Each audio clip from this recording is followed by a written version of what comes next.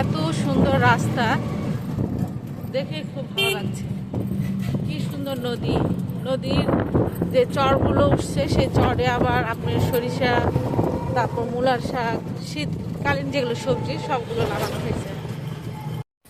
টমটম দাঁড় করালাম, এখন হচ্ছে সরিষা ফুল দেখতে পাইছি, ছবি উঠাবো, আপনারা সঙ্গে থাকুন।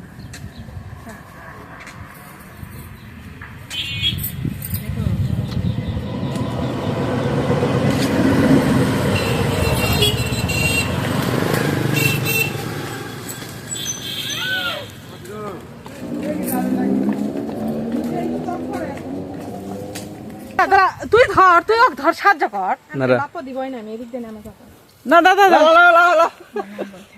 পাজে ভরালা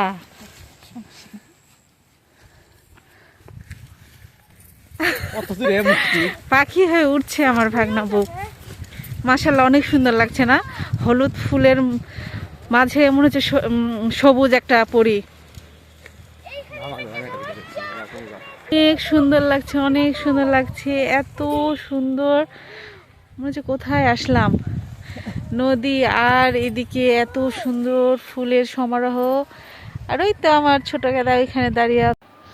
ছবি তোলার সময় কি যে কাণ্ড হলো, দুজন খুব হাসছিলাম।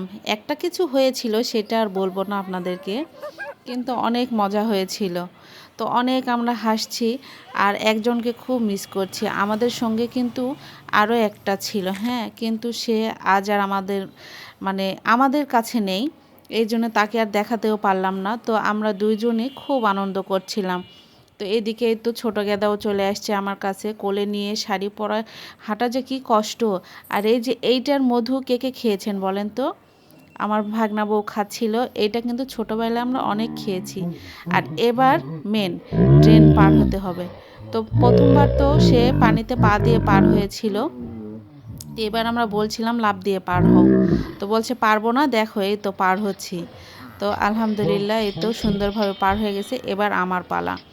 আমার ভাগনা বউ তো বলছিল দেখো তুমি কিন্তু পার হতে পারবে না, পড়ে যাবে। আমি বলছিলাম কি মনে করিস পার হতে পারবো না? দেখ এগুলো কত আগে বাদরের মতো লাফাইছি, খেলছি, আর আমাকে বলছিস পার হতে পারবো না? তোকে দেখাচ্ছি দেখ। তো এই তো সুন্দর করে, আসলে শাড়ি পরেছিলাম তো একটু ভয় ভয়ও লাগছিল, কিন্তু হার তো মানবো না। এই তো লাফ দিয়ে চলে আসলাম। তো আবার আমরা উঠে পড়লাম।